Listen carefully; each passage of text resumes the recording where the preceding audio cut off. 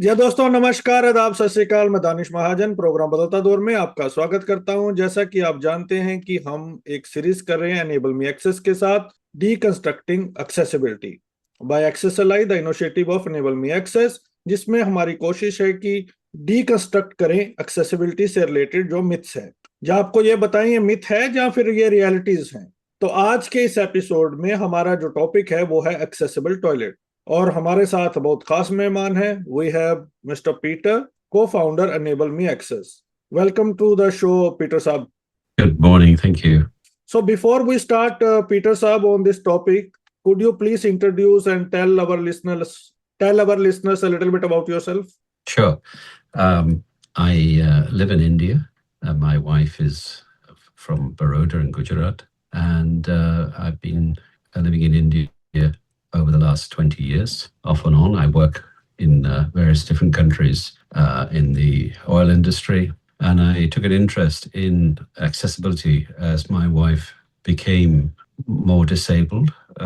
She was first able to walk, and now she's paralyzed. She cannot not walk, and she cannot help herself with anything, and she needs 24-hour care. So, as my introduction to accessibility was through her experience and caring for her and moving around India, as we used to travel by car and move around, I realized that there was a lack of accessibility in the infrastructure, both hotels and transport and all the different things. And that's basically how we got interested in this issue.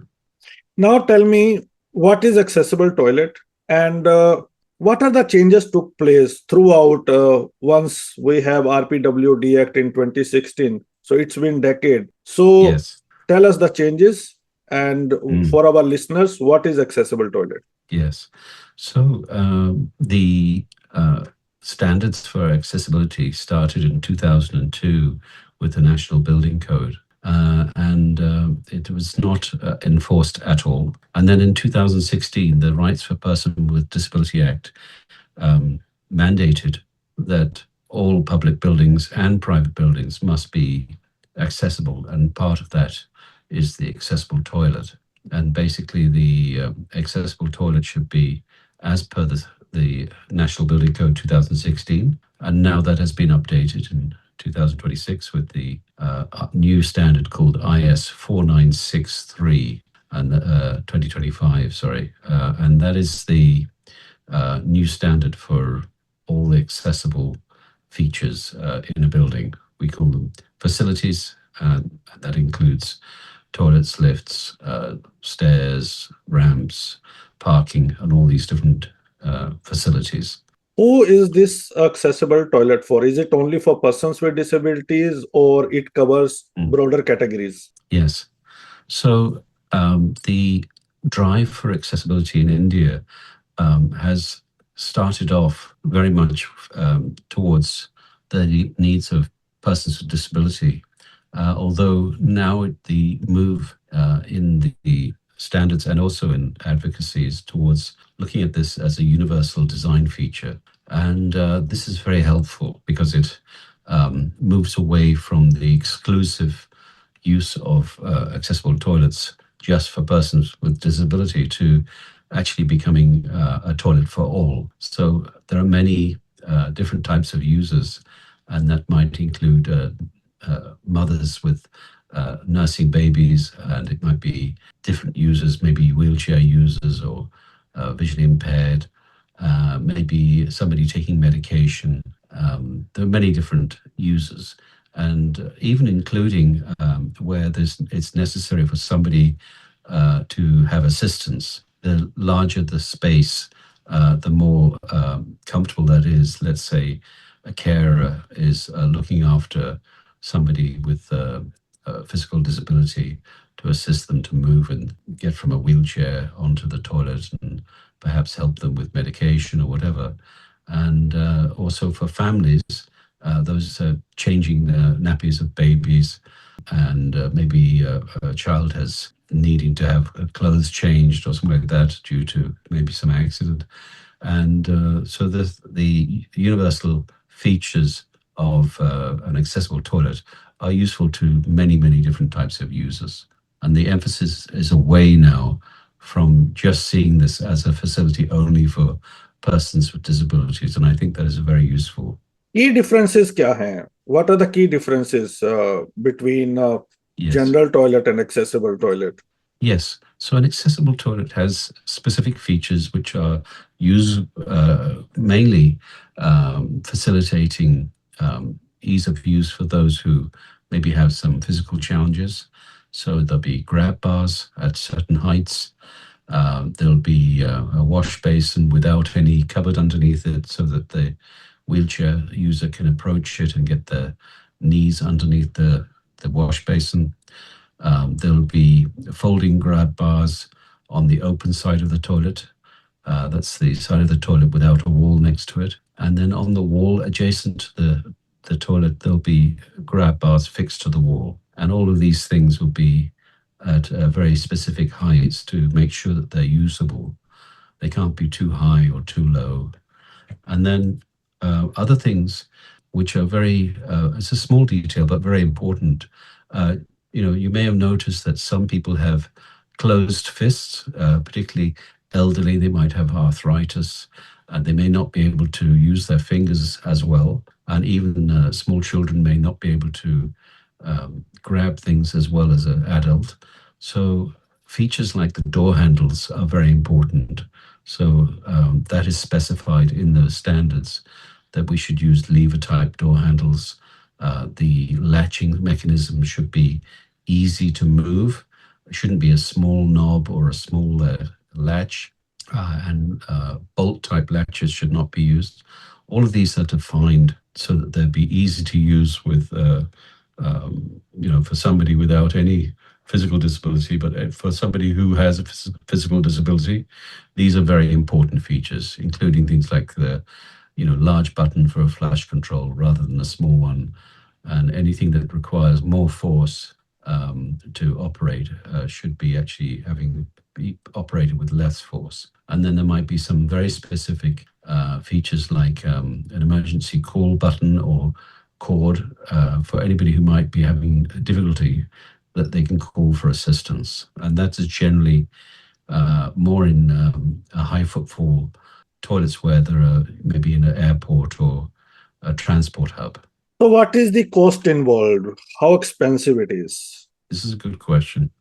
When you consider that the utility of the toilet is much greater because of all these features, and if we consider that it's not just for persons with disability, then it becomes, you can see it as a benefit to the building, and the costs are a little bit more than obviously the same space without the grab rails, but in terms of the cost of the building, it's a very tiny amount, very small amount, and the benefits are definitely greatly outweigh. Are you sure about it? Yes, I'm pretty sure about it. There's nothing very fancy about it. These, maybe 10,000 or so for all the different grab rails, and the wash basin might even be cheaper than a fancy wash basin. And the controls, grab handles are the same price, whether they're a knob or a lever. So most of the costs are pretty much the same. And the features, there are many features that are identical, whether it's a universal design toilet or whether it's a normal toilet. So non-slip flooring and the lighting and switches and so on. Peter Saab, in India, there is a movement with regard to toilets for everyone, not specifically for the disabled. Correct. Government installed lakhs and lakh toilets. We have also a problem of open defecation. We visited the government buildings quite often. We go to the railway, bus stands. We have seen the condition of public toilets. And we have a population of around 1.5 billion. When this facility, which is very important, related to dignity, attached with autonomy, is not being fulfilled by the government or sometimes by the civil society also, do you think it's practical to have accessible toilet throughout in India? I certainly do. there is obviously a need, and there's whether it's a capacity issue or obviously a user requirement, and it can easily be done. It's not something very complicated. So the features and so on are almost the same as a normal toilet, and maybe it's just slightly bigger. And Now, my question is slightly different, right? We had okay. opportunity uh, when government came up with the plan to install lakhs of toilets in households for the poor Oh people. yes. Oh, I So, see. Yes. Yeah. are we failed to raise our voices and include when you are going to install toilets? It must be accessible toilets. So, are we failed from the advocacy front? And is it practical now to retrofit the accessible toilet instead general? Oh, yeah, yeah. So where there's been a failure to comply, the laws have been there for a long time, but compliance has been quite less. But it is possible to retrofit. So if there hasn't been a separate room made as an accessible toilet, a toilet block with cubicles can easily be changed into one with an accessible or something close to an accessible toilet by joining two cubicles into one, or two adjacent toilet rooms. You can break the wall in between. And I've been involved in projects like that, where the building is already constructed and there is limited space. It is possible to combine two toilets into one, and whether obviously the wall in between has to be broken. If that's just a partition, that's fairly easy. And if it's just a simple wall, that's not so complicated. And this can easily give enough space for a type B toilet. So it has been done many times. Peter साहब, कौन सी buildings में accessible toilet mandatory होने ही चाहिए? What are the Mm, buildings? Which are the yes. buildings where we must have mandatory Yeah. accessible toilet? And Yes. if law states that we should have mandatory toilets, now we are also in the phase where Rajiv Ratudi judgment is coming to the force. So non-negotiable Yeah. norms are coming. Yes. Yes. So now I want to understand what are the, do we need accessible toilet everywhere, or do you Yes. draw any distinction? Yes.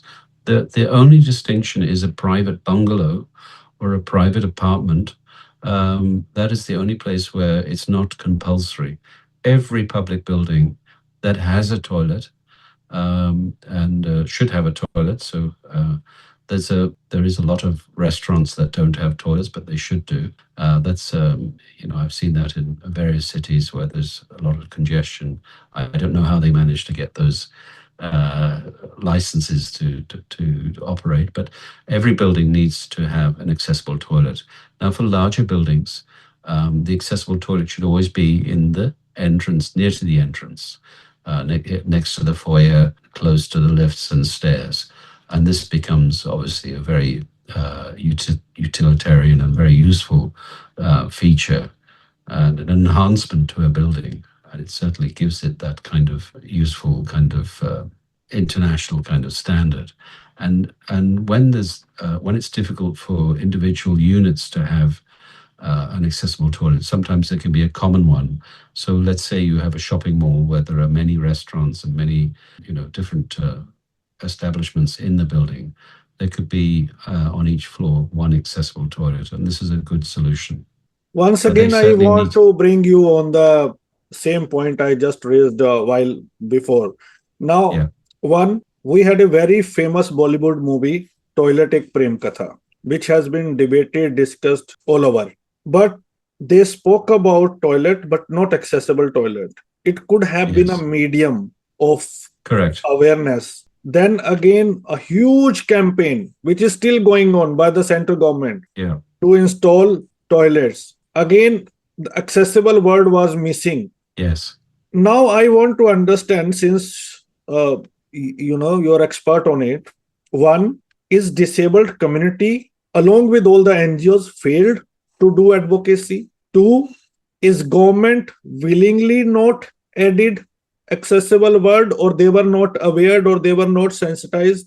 Three, persons with disability individually, are they failed? Because most of the time we see, even if we have accessible toilet in airports or somewhere else, they are locked up. Nobody is Yes, using that. So are persons right. with disability aware of the fact that they need accessible toilet? So there's a few questions there, but they come, there is seems to be a resistance to give the importance. I always consider the toilet the most important room in a building, because you won't be comfortable to anybody. Would be uncomfortable to visit a building for any length of time if they knew that there was no toilet available to them. And obviously, when you go to work, you want a decent toilet to use.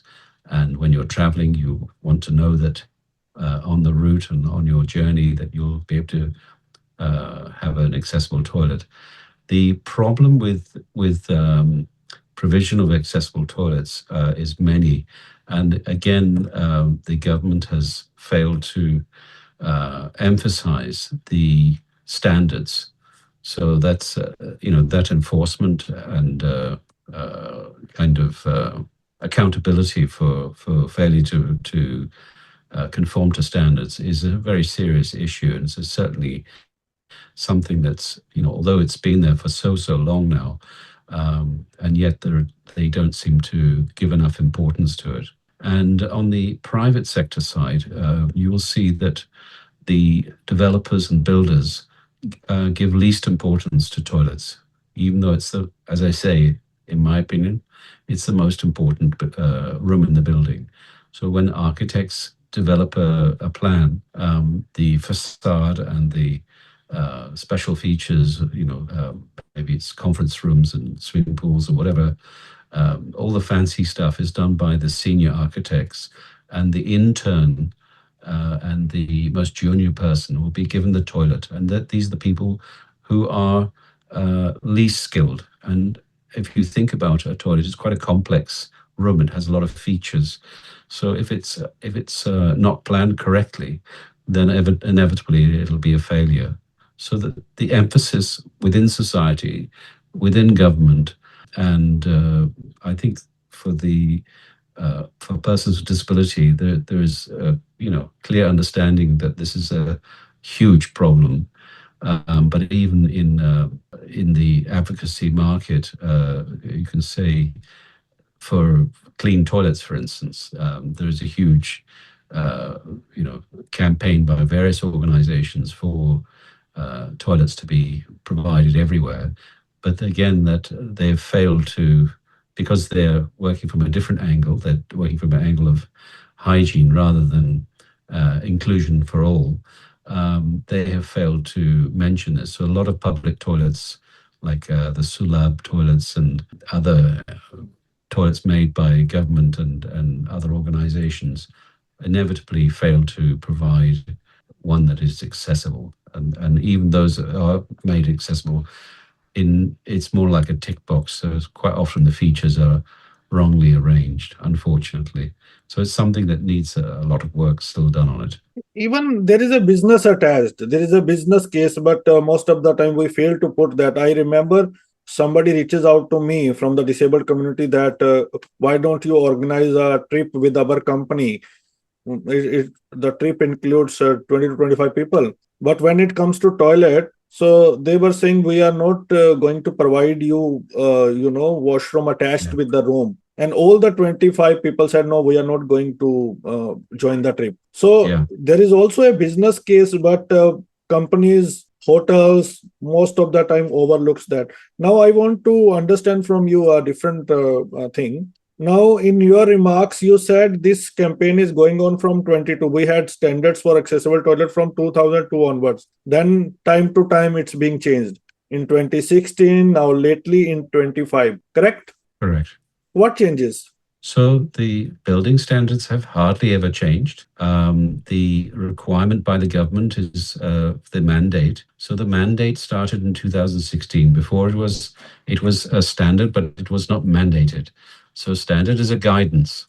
And but in 2016, it's that they basically said that all public buildings and private buildings both need to be made accessible. And even though the government largely up until then had failed to provide these in government buildings, they wanted to expand the requirement and a mandate to all new public buildings, anything that's used by the public, any kind of space or facility that's provided to the public must be by private sector or by government, needs to be universally accessible. So that was mandated in 2016. There was supposed to be 5 years for all the buildings to be pre-existing buildings to be made accessible, and that didn't happen. Obviously, that was quite unreasonable expectation for it to happen. But new But buildings do you think were we since should have these laws in binding nature? That is only the way that it can bring the change. yes, no building should be given occupancy certificate without having the correct features. You know, whether it's the toilet or ramps or doorways. And now you'll see a lot of commercial buildings with doorways opening onto steps. This is not just an accessibility issue. This is a safety issue, and no standard, not even whether it's to do with accessibility or not, allows this to be built like this. And yet it is very, very common. Yes, Um, and so there is a huge problem with planning permission, that plans are not accessible. And then even after that, worse than the plan, changes are made in the actual physical construction. So in my experience, talking to the planning officers, they say there's a lack of capacity to check the buildings during construction. So that, you know, the correct or the correct way of doing all this is through planning control, but there is no planning control, or there's very inadequate planning control. So now we need to put pressure rather than relying on the government, which is not going to change that much. It's better for us to put pressure on the developers to do the correct thing, to make things as per the standards. And there are laws in place to people can sue these private entities, and that's one way it can be done. But I think it's more useful to put forward the business advantages, put that forward. So if a developer makes a building that's fully compliant, it's a much better place. It's a much more competitive building. If somebody nearby puts up a similar building and people have a choice, then obviously they will choose the one that's more useful to them and more appealing. And the absolutely. buildings with all these features will definitely be more appealing. So it's a good business case for having accessible toilets. Absolutely. Peter Saab, other day I was having discussion with my friends and they were from Mumbai, and I just wanted to had their input so I could put forward their views before you when we are discussing on accessible toilet. They Right. said in cities like Mumbai, we have very congested flats. So Yes, we have very congested flats at very, very high price. correct. So we do not even have space for the regular toilet. Yes. And how can we ensure that we, have accessible toilet in the minimum places? Is there possible to install accessible toilet in even smaller places or in the flats? Yeah.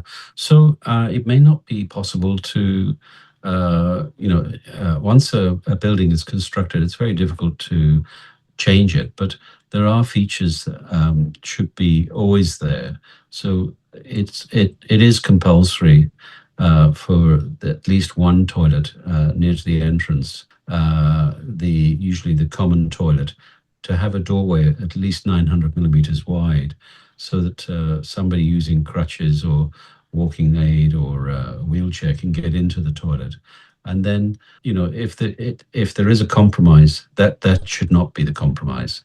And then obviously non-slip flooring, that's not something that's space constrained. Grab rails are not limited to the space in the room. So it may not conform fully, but at least some features can make it more accessible. The width of the doorway and the availability of grab rails to provide some support and obviously non-slip flooring. All these things are are not limited by the room being a bit smaller. So, what would be your advice to the builders, people who are building their new houses, government which is building new offices? So, what would be your Yeah. advice? So I think in buildings with offices and different establishments and so on each floor one accessible toilet, which can be commonly be used by all the offices, usually next to the lift or near to the stairs. That's probably the best thing. And then for dwellings, apartments, as I said, it is a legal requirement that at least 5% of the accommodation is fully accessible, and 95% of it, the rest of it, needs to be accessible ready. So the front door needs to be wide enough, and the toilet and kitchen doors should be wide enough for somebody to enter with a wheelchair. So that's that 900 millimeter wide door. This is the requirement, and it's not a it's a very small additional cost. Obviously, front doors generally are quite larger, and they're certainly not less than 850. And then just to have one door or two doors inside slightly wider than maybe in some cases, that would be, even if they don't manage 900, if they were 850 clear width, that would be sufficient. But that less than that should not be accommodated. These standards are there for a reason. They're there for safety. They're there for utility by everybody.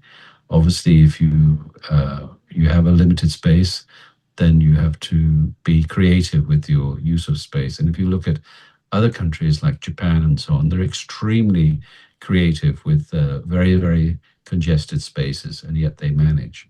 We can do the same. Correct. Peter Saab, now I want one word answers from you. Only one word answer, not one sentence, and of course, not more than that. So we need accessible toilets because they're useful to everybody. We did not have adequate accessible toilet in India because lack of accountability in planning. We need accessible toilets for the household only where disabled stays. True or false? False. Government buildings must have accessible toilet because it's a compliance, it's required. Restaurants do not install accessible toilets because cost saving. Most of the people are aware of accessible toilet in India. True or false? False. Why compliance is not there? What are the biggest reason? Lack of accountability in the planning process. That's the key place. Non-negotiable norms in Rajiv Ratudi case will turn the table and will bring more compliance. True or false? True. We did not have enough advocacy on accessible toilets. True or false? False. One tip to ensure we must have adequate accessible toilet. One tip or one thing that you would like to suggest. I think if we fix the issue of accountability in the planning process, that will resolve the problem. And the other way is obviously to encourage the builders to see the commercial benefits. Punishment can bring more compliance. True or false? No, false. Fine can bring more compliance. True or false? Totally false. Okay, fine also, punishment also. I think builders are very adapted to dealing with friction in the planning process. If we will not issue them compliance certificate, that can solve the problem. True or false? Definitely. No, if the planning process requires compliance, then they can be refused occupancy certificate. That'll be very strong, very powerful. Disabled people themselves do not use accessible toilet in the public places because they're usually locked, and if they're available, they're usually not well maintained, and even they're misused as storage cupboards, so they're quite often unavailable. Accessible toilets in the disabled sector only need of wheelchair users. True or false? False. There are many different users. So here we come to an end of this interview, Peter Saab. Thank you so much for talking to us. You have shared your viewpoint. You have played the rapid fire with us. I hope you enjoyed it, and I hope people will have a now wider information, great information, what accessible toilet is, why we need, and how can we ensure the compliance. Thank you so much for joining. Thank you so much. तो listeners, आज हमने बात की deconstructing accessibility में accessible toilet की। कैसा लगा आपको show? This series is in collaboration with AccessAlly, the initiative of enable me access. अगले सप्ताह मुलाकात होगी किसी और टॉपिक पर। दीजिए इजाजत, सुनते रहिए radio Dana flight of life. Bye bye.